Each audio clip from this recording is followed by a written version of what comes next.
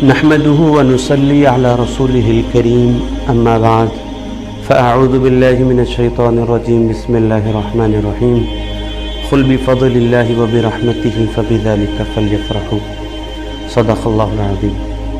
محترم ناظرین، تعبیر الرؤیا کی کتابیں اٹھا کر دیکھیں جن میں خوابوں کی تعبیر بیان کی گئی ہیں۔ تعبیر الرؤیا کے اندر اس بات کو نقل کیا گیا ہے معبرین نے کہ اگر کوئی شخص یہ خواب دیکھے کہ ربیع الاول شریف شروع ہو چکا ہے اور میں ربیع الاول شریف گزار رہا ہوں، تو اگر وہ بے اولاد ہوگا تو خواب میں ربیع الاول شریف محسوس کرنے کی وجہ سے اللہ پاک اس کو نیک اولاد عطا فرمائے گا۔ اگر کوئی تنگ دست یہ خواب دیکھتا ہے تو اس کی تنگ دستی کو دور کر دیا جائے گا۔ اگر کوئی بیمار خواب میں یہ دیکھے کہ ربیع الاول شریف کی بہاریں آ چکی ہیں، میں اس کو گزار رہا ہوں، تو معبرین نے اس کی تعبیر یہ بتلائی ہے کہ اب اس کی بیماری شفا میں تبدیل کر دی جائے گی۔ کوئی مظلوم اگر یہ خواب دیکھتا ہے تو اس کی تعبیر یہ بتلائی گئی کہ اب اس کی ظلم کی راتیں ختم کر دی جائیں گی، اس کو راحت بخشی جائے گی۔ محترم حاضرین، جب میں یہ چیزیں پڑھ رہا تھا تو میں اپنے اندر یہ محسوس کیا ہوں کہ اگر کوئی شخص خواب میں ماہ میلاد کو پا رہا ہے تو اس پر اللہ کی اتنے کرم اور نوازشیں ہو رہی ہے کہ وہ بے اولاد ہے تو اولاد سے نوازا جا رہا ہے، اگر وہ تنگ دست ہے تو تنگ دستی دور ہوتی چلی جا رہی ہے، اگر بیمار ہے تو شفا میں تبدیل ہوتی چلی جا رہی ہے اس کی بیماری، اگر کوئی مظلوم ہے تو اس کی ظلم ہٹ رہا ہے، راحت اسے پہنچ رہی ہے۔ یہ اگر کوئی شخص خواب میں پاتا ہے ماہ میلاد کو تو اس پر اتنی ساری فضیلتیں ہیں۔ کیا خیال ہے آپ کا کہ اگر کوئی حالت بیداری میں ماہ میلاد کو پائے اس پر اللہ کی کتنی رحمتیں نازل ہوگی، کتنی اللہ کا فضل اس پر نہیں ہوگا، یہ آپ اور ہم مل کر اندازہ نہیں کر سکتے۔ علامہ اسماعیل حقی رحمۃ اللہ علیہ تفسیر روح البیان میں اس بات کو نقل فرماتے ہیں کہ اگر کوئی شخص اپنے گھر میں محفل میلاد کرتا ہے تو پورا سال اس کے گھر میں محفل میلاد کی برکتیں موجود رہتی ہیں۔ اور سب سے بڑے محقق عبدالحق محدث دہلوی رحمۃ اللہ علیہ وہ یہ بات بیان فرماتے ہیں، کیونکہ میرا موضوع آج کا برکت میلاد ہے، وہ فرماتے ہیں کہ اگر کسی شخص کو مشکلیں گھیر لی ہوں، اگر کوئی شخص مصیبتوں میں مبتلا ہو، پریشانیاں اس پر گزر رہی ہوں، اس کا وقت اگر صحیح نہیں چل رہا ہو، اس کو چاہیے کہ اب وہ کہتے ہیں کہ یہ بڑوں کا طریقہ رہا ہے کہ اگر کوئی شخص مصیبت زدہ ہو یا مشکل زدہ ہو تو اس کو چاہیے کہ وہ محفل میلاد کا انعقاد کرے۔ جیسے ہی وہ محفل میلاد کا انعقاد کرتا ہے، عبدالحق محدث دہلوی رحمۃ اللہ علیہ فرماتے ہیں اللہ پاک محفل میلاد کی برکتوں سے اس کی پریشانیوں کو دور فرما دے گا، اس کو مصیبتوں سے نجات دے دے گا، کیونکہ محفل میلاد میں کسی عامی کا ذکر نہیں ہوتا بلکہ رحمت للعالمین کا ذکر ہوتا ہے۔ محفل میلاد میں کسی عام بشر کا ذکر نہیں ہوتا بلکہ خیر البشر کا ذکر ہوتا ہے، اور حضور کی ذات اتنی رحمتوں والی ذات ہے کہ جب کوئی حضور کا غلام نبی کا نام لیتا ہے تو اس پر اللہ تعالیٰ کی رحمتیں نازل ہوتی ہیں۔ یوں پتہ چلا حضور کا ذکر بھی رحمت ہے، حضور کی بات بھی رحمت ہے، حضور کی ذات بھی رحمت ہے۔ اب آپ آئیے دیکھیں کہ نبی کریم علیہ الصلوۃ والسلام نے حضرت ابو درداء رضی اللہ تعالیٰ عنہ سے فرماتے ہیں کہ حضرت ابو درداء کہتے ہیں میں جب نبی کریم علیہ الصلوۃ والسلام کے پاس گیا تو نبی پاک علیہ الصلوۃ والسلام نے کہا اے ابو درداء چلو عامر انصاری کے گھر پر چلتے ہیں۔ اب عامر انصاری رضی اللہ تعالیٰ عنہ کے گھر پر آقا کریم علیہ الصلوۃ والسلام حضرت ابو دردہ رضی اللہ تعالیٰ عنہ کو لے کر جب عامر انصاری کے گھر پر پہنچ رہے ہیں تو عامر انصاری کیا بیان فرماتے ہیں؟ کہتے ہیں کہ عامر انصاری اپنے گھر میں اپنے اہل خاندان کو بٹھا کر رسول اللہ کا میلاد بیان فرما رہے ہیں، نبی کی باتیں بیان فرما رہے ہیں۔ اور یاد رکھیں جس وقت آقا کریم علیہ الصلوۃ والسلام حضرت ابو دردہ رضی اللہ تعالیٰ عنہ کو لے کر نکلتے ہیں اس وقت پیر کا دن تھا۔ حضرت عامر رضی اللہ تعالیٰ عنہ اپنے اہل خانہ کو بٹھا کر رسول اللہ کا میلاد بیان کر رہے تھے۔ حضرت ابو دردہ کہتے ہیں حضرت عامر جب اس بات پر پہنچے کہ اے اہل خاندان سنو، آج ہی کے دن اللہ نے نبی کو دنیا میں بھیجا ہے، یہی پیر کا دن تھا، یہ بھی صبح صادق کا وقت تھا کہ اللہ نے نبی کو بھیجا ہے۔ جب اس بات پر پہنچتے ہیں نبی کریم علیہ الصلوۃ والسلام اسی بات پر ان کے گھر میں تشریف لاتے ہیں۔ حضرت ابو دردہ کہتے ہیں کہ نبی کریم علیہ الصلوۃ والسلام نے جب یہ محفل کو دیکھا کہ حضرت عامر انصاری اپنے گھر والوں کو اپنے خاندان والوں کو بٹھا کر میرا میلاد بیان کر رہے ہیں، اس وقت آپ علیہ الصلوۃ والسلام نے ناراضگی کا اظہار نہیں فرمایا بلکہ کہا اے عامر تم ادھر میرا میلاد بیان کر رہے تھے، ان اللہ قد فتح لک ابواب الرحمہ، اللہ تعالیٰ نے تمہارے لیے رحمت کے دروازوں کو کھول دیا ہے۔ یہ خوشخبری انہیں دے رہے ہیں کہ تم یہاں میرا میلاد بیان فرما رہے تھے، فتح اللہ لک ابواب الرحمہ، اللہ نے تمہارے لیے رحمت کے دروازوں کو کھول دیا ہے۔ اور کہتے ہیں عامر سنو، جب تم اپنے اہل خاندان کے سامنے میرا محفل میلاد بیان کر رہے تھے، اللہ پاک کے نورانی مخلوق فرشتے تمہاری بخشش کی دعائیں کر رہے تھے۔ حاضرین محترم، کیا پتہ چل رہا ہے؟ پتہ یہی چل رہا ہے کہ حضور کا ذکر گناہوں کو مٹانے کا باعث ہے۔ یہی پتہ چل رہا ہے کہ جب حضور کا ذکر ہوتا ہے، حضور کی میلاد بیان کی جاتی ہے، اللہ پاک اس بندے پر اپنی رحمتوں کو نازل فرما دیتا ہے، اپنی رحمتوں کو نازل فرماتا ہے۔ اسی طرح محترم حاضرین، نبی پاک علیہ الصلوۃ والسلام کا ذکر جب بندہ کرتا ہے اس کے دل میں سکون اور اطمینان حاصل ہوتا ہے۔ میں اب تک آپ کے سامنے اتنی چیزیں بتایا ہوں کہ رسول اللہ کے ذکر سے وہ بے اولاد ہوگا تو اولادیں مل رہی ہے، وہ مشکل ہوگا تو اس کی مشکلیں ختم ہو رہی ہے، کوئی مصیبت زدہ ہے تو اس کی مصیبتیں دور ہو رہی ہے، اور اگر کوئی گناہگار شخص میرے آقا کا ذکر کر رہا ہے اس کے گناہوں کی معافی ہو رہی ہے، فرشتے اس کے لیے بخشش کی دعائیں کر رہے ہیں۔ اسی طرح محترم حاضرین، جب نبی کا ذکر ہوتا ہے، جب کوئی بندہ جب نبی پاک علیہ الصلوۃ والسلام کا کوئی غلام نبی کا میلاد بیان کرتا ہے تو دنیا میں اس کو اتنی کرم نوازشیں کی جا رہی ہے۔ اتنا ہی نہیں، یہ نبی کا ذکر ہی ہے جو ہم کو خبر میں بھی کام آتا ہے، خبر میں نور کا باعث بنتا ہے، یہ نبی کا ذکر ہے۔ نبی کا ذکر ہم دنیا میں رہ کر کرتے ہیں، یہی ذکر ہم کو خبر میں کام آ رہا ہے۔ جیسے کہ ہم دیکھتے ہیں کہ امام جلال الدین سیوطی رحمۃ اللہ علیہ تفسیر کے بہت بڑے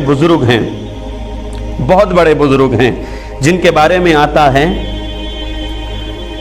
کہ یہ امام جلال الدین سیوطی رحمۃ اللہ علیہ کو جاگنے کی حالت میں، حالت بیداری میں جس کو کہتے ہیں ہم، حالت بیداری میں امام جلال الدین سیوطی رحمۃ اللہ علیہ کو 72 یا 74 مرتبہ حضور کا دیدار نصیب ہوا ہے۔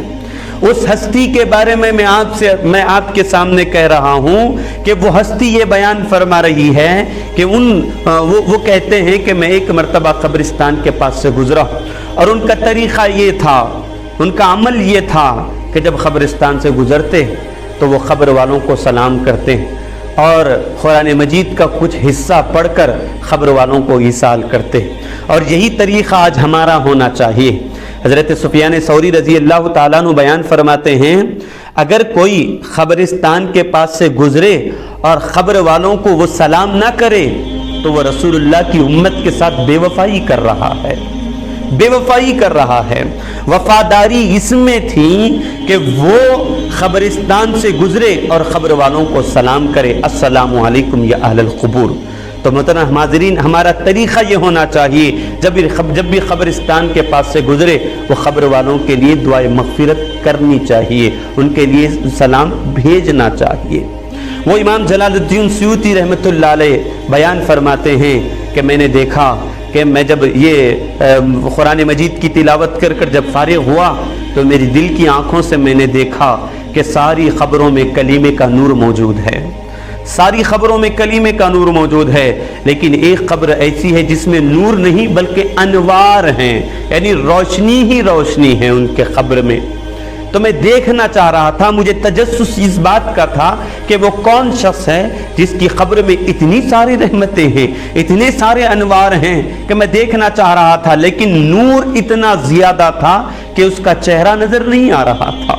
حضرت امام جلال الدین سیوطی رحمۃ اللہ علیہ بیان فرماتے ہیں کہ جب اللہ نے مجھ پر کرم کیا تو نور کا ایک پردہ ہٹا تو میں نے اس کے چہرے کی زیارت کی، اور اللہ نے مجھ پر کرم کیا کہ میں نے اس سے شرف کلام بھی کیا، میں نے اس سے بات بھی کی، اور میں نے پوچھا اے وہ شخص بتا تیری خبر میں اتنا نور کیسے، اتنا نور تیری خبر میں کیسے آیا ہے؟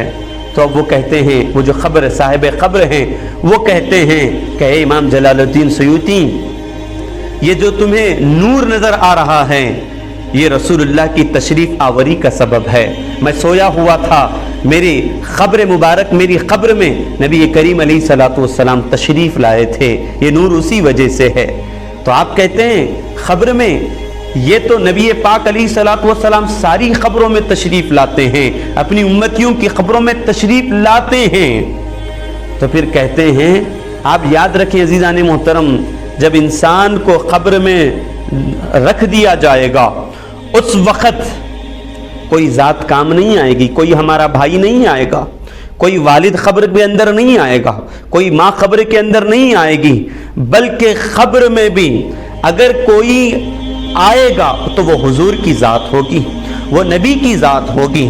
تو وہ کہتے ہیں کہ میری قبر میں نبی پاک علیہ الصلوۃ والسلام تشریف لائے ہیں، اور وہ یہ بھی کہتے ہیں نہ صرف آئے ہیں بلکہ نبی پاک علیہ الصلوۃ والسلام آ کر میری قبر میں مسکرائے ہیں، اور حضور کے مسکرانے کی وجہ تھی کہ آج میری قبر نور نہیں بلکہ بقعہ نور بنی ہوئی ہے۔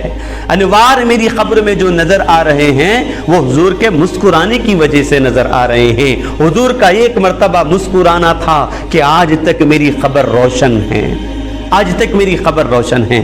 محترم حاضرین، آپ جانتے ہیں کہ اماں عائشہ رضی اللہ تعالیٰ عنہ کچھ سی رہی تھیں، سینے سیتے سیتے سوئی گر گئی، چراغ گل ہو گیا، اندھیرا تھا، سوئی مل نہیں رہی تھی۔ اتنے میں میرے آقا کریم علیہ الصلوۃ والسلام گھر میں تشریف لائے۔ جیسے ہی آپ تشریف لائے تو آپ نے مسکرایا، اور جیسے ہی آپ مسکرائے تو آپ کے مسکرانے سے جو نور نکلتا ہے، جو نور نکلا تھا، جو روشنی ظاہر ہوئی تھی، اماں عائشہ بیان فرماتی ہیں کہ اس روشنی میں نے اس گمی ہوئی سوئی کو تلاش کر لیا ہے، یہ میرے آقا کا نور تھا۔ حضرت ابو ہریرہ رضی اللہ تعالیٰ عنہ فرماتے ہیں کہ میرے آقا کریم علیہ الصلوۃ والسلام جب مسکراتے تھے تو آپ کے دندان مبارک سے ایک نور ظاہر ہوتا تھا، ایک نور ظاہر ہوتا تھا۔ اب وہ صاحب قبر بیان فرما رہے ہیں، کہتے ہیں کہ میری قبر میں حضور پاک علیہ الصلوۃ والسلام نہ صرف آئے تھے بلکہ آنے کے بعد مسکرائے بھی تھے۔ وہی مسکرانے کی وجہ تھی کہ آج میری قبر انوار کا گہوارہ بنی ہوئی ہے، روشنی ہی روشنی میری قبر میں تمہیں نظر آ رہی ہے، بس یہی سبب ہے۔ اب امام جلال الدین سیوطی رحمۃ اللہ علیہ یہ بھی پوچھتے ہیں مسکرانے کی وجہ کیا بنی، میرے آقا کریم علیہ الصلوۃ والسلام مسکرائے کیوں تھے؟ اب وہ بیان کرتے ہیں کہ امام جلال الدین سیوطی سنیں، میری قبر میں حضور مسکرانے کی وجہ یہ بنی کہ میں جب دنیا میں تھا، میں ایک دکان کا مالک تھا، صبح سے لے کر شام تک میرے پاس جتنا مال جمع ہوتا تھا اس کا میں ایک حصہ ایک جانب اٹھا کر رکھ دیتا تھا تاکہ وہ ایک حصہ روزانہ میں جمع کرتا جاؤں، اور میرا مقصد یہ ہوتا تھا کہ وہ ایک حصہ میں جمع کروں، جب ماہ میلاد آئے گا تو مجھے ان پیسوں سے محفل میلاد کرانی ہے، مجھے ان پیسوں سے محفل میلاد میں کراؤں گا، یہ میرا مقصد ہوتا تھا، یہی مقصد سے میں اپنے مال کو جمع کر رکھتا تھا۔ मोहतरम हाजिरीन, अब वो कहते हैं, साहिब क़ब्र जो है वो कहते हैं कि बस मेरी यही अदा मेरे आका को पसंद आई और मेरे आका करीम अलैहिस्सलातु वस्सलाम मेरी क़ब्र में न सिर्फ तशरीफ़ लाए हैं बल्कि तशरीफ़ लाकर मुस्कुराए भी हैं, मुस्कुराए भी हैं। तो मैं आपको आज ये पैगाम देना चाहता हूँ हाज़िरीन मोहतरम, वो आका करीम अलैहिस्सलातु वस्सलाम अपने उम्मतियों की ख़ब्र में ज़रूर तशरीफ़ लाते हैं। क्यों ना हम आज इस तरीक़े को अपनाएं कि हम भी हमारे माल से कुछ हिस्सा हम जमा करते जाएं, साल भर हो जाएगा, उन्हीं पैसों से महफिल मीलाद कराएं, उन्हीं पैसों से महफिल मीलाद कराएं। तो याद रखें, यकीनन हमारी क़ब्र भी अनवार का गहवारा बन सकती है। कब? जब हम नबी का मीलाद करें और नबी का मीलाद करते हुए नबी की सुन्नतों को अपनाएंगे, नबी की तालीमात को अपनाएंगे। बस जब हम क़ब्र में जाएंगे तो हुजूर हमारे लिए भी मुस्कुराएं। तो अब उम्मती की क़ब्र का आलम क्या होगा, ये हम अंदाज़ा नहीं कर सकते कितना नूर हमारी क़ब्र में होगा। मोहतरम हाज़िरीन, यही है कि नबी पाक अलैहिस्सलातु वस्सलाम की मीलाद अगर कोई आशिक मनाता है तो उसको इतना फ़ायदा होता है। और याद रख लें, ये सारी फजीलतें जो आई हैं एक आशिक के लिए, अगर ये सारी फजीलतें ना भी होती तो आशिक ये सारी फजीलतों को नहीं देखता, तब भी वो हुजूर का मीलाद मनाता था। क्योंकि आशिक जो अपने आका से मोहब्बत जो होती है, मोहब्बत मफाद परस्त नहीं होती, मोहब्बत मफाद परस्त नहीं होती, और जहां मफाद होता है वहां मोहब्बत नहीं होती। हम अपने आका से मोहब्बत करते हैं, मफाद हमारे अंदर नहीं है। अगर ये सारी चीजें ना भी होती तो हम आशिक़ रसूल हुजूर का मीलाद जरूर मनाते। तो आपने देखा ये सारी चीजें हुजूर का मीलाद मनाने से इतनी सारी अल्लाह के करम और नवाजिशें होती चली जा रही हैं। ये आशिकीन थे जो हुजूर का मीलाद मनाते थे और उन पर इतनी करम नवाजिशें अल्लाह की होती जा रही है। अब आप देखें कि एक काफिर मेरे आका का मीलाद मनाता है, अल्लाह पाक उसको भी अजर अता फरमाता है। आप देखते हैं, आप जानते हैं कि अबू लहब कौन था? अबू लहब बैठा हुआ है, जब उसकी बांदी आकर ये कहती है कि मुबारक हो अब्दुल्ला के घर बेटा हुआ है। जब ये सुनना था कि वो अबू लहब अपनी बांदी को अपना भतीजा पैदा होने की खुशी में वो अपनी बांदी को अपनी उंगली के इशारे से कहता है, जा तू आजाद है, जा तू आजाद है। उसने भतीजा समझकर खुशी मनाया। वो चंद साल दुनिया में रहा, वो दुश्मन रसूल था, चंद साल दुनिया में रहा, वो दुनिया से चला गया। जब दुनिया से चला गया, क़ब्र में जब पहुंचा, हज़रत अब्बास उसको क़ब्र में मिलते हैं, देख के और पूछते हैं, ऐ अबू लहब क्या हाल है तेरा, क़ब्र में ज़िंदगी कैसे गुजर रही है? वो कहता है कि मुझे तो बड़ा अजाब में मैं मुब्तला हूँ, बड़ी मेरी दर्दनाक ज़िंदगी क़ब्र में गुजर रही है, बड़ा अजाब मुझ पर होता है, लेकिन पीर का दिन जब आता है मेरे अजाब में तख़फ़ीफ़ कर दी जाती है और मेरी उंगलियों से एक शराब जारी होता है, दूध जारी होता है, जिसे मैं पीकर तस्कीन हासिल करता हूँ, लेकिन बड़े अजाब में ज़िंदगी गुजर रही है। लेकिन जब पीर का दिन आता है तो कुछ राहत मुझे मिलती है, कुछ राहत मुझे मिलती है। मोहतरम हाजिरीन, वो राहत कैसी थी, वो राहत क्यों मिल रही थी उसे? अल्लाह पाक ने, वो काफिर था लेकिन मेरे नबी की विलादत पर उसने अपनी बांदी को आज़ाद कर दिया था। अल्लाह पाक उसकी वही दो उंगलियों से हर पीर के दिन एक शराब अता फरमाता है, दूध अता फरमाता है, जिसे वो पीता है। अब इससे क्या पता चल रहा है? पता चल रहा है कोई काफिर भी मेरे आका का मीलाद मनाता है तो उस पर भी अल्लाह पाक की करम नवाजिशें इतनी हो रही है। मोहतरम हाजिरीन, आज हमें ज़रूरत है आका का मीलाद मनाएं, अपने घरों को आका की महफिलों से सजा दें, दुरूदों के दस्तरों से सजा दें, और हम इस महीने में कसरत से नबी पाक अलैहिस्सलातु वस्सलाम पर दुरूद पढ़ें। और मैंने आपको आज यही पैगाम देना है कि पैगाम यही है कि महफिल मीलाद का बहुत सारे पैगामात से एक अहम पैगाम ये है कि अपने अंदर से एक बुराई को ख़त्म कर दें, एक बुराई को निकाल दें। जैसे मिसाल के तौर पर अगर हम झूठ कसरत से बोलते हैं तो आज से अहद करें, जब ये रसूलुल्लाह का महीना माह मीलाद शुरू हो चुका है, ये अहद कर ले, मैं आज से जब तक जीऊंगा झूठ नहीं बोलूंगा। इस बुराई को दूर कर दें, इसका खातिमा कर दें और एक अच्छाई को अपना लें। कि क्या अच्छाई है? अगर आप नमाजें अदा नहीं करते थे, आज से अहद कर लें कि मैं नमाजों की पाबंदी करूंगा, मैं नमाजों की पाबंदी करूंगा। एक बुराई को अपने दिल से निकाल दें, एक अच्छाई को अपने दिल में दाखिल कर लें। यही मीलाद का पैगाम है। मोहतरम हाजिरीन, यूँ तो मीलाद के पैगामात बहुत है।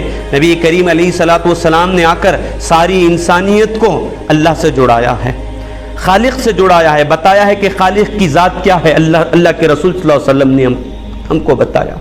यही मीलाद का पैगाम आप याद रखें। अब आखिर में अल्लाह से दुआ है, मौला ताला हमको नबी पाक अलैहिस्सलातु वस्सलाम की प्यारी प्यारी सुन्नतों पर चलने की तौफीक अता फरमाए। व मा अलैना इल्लल बलाग।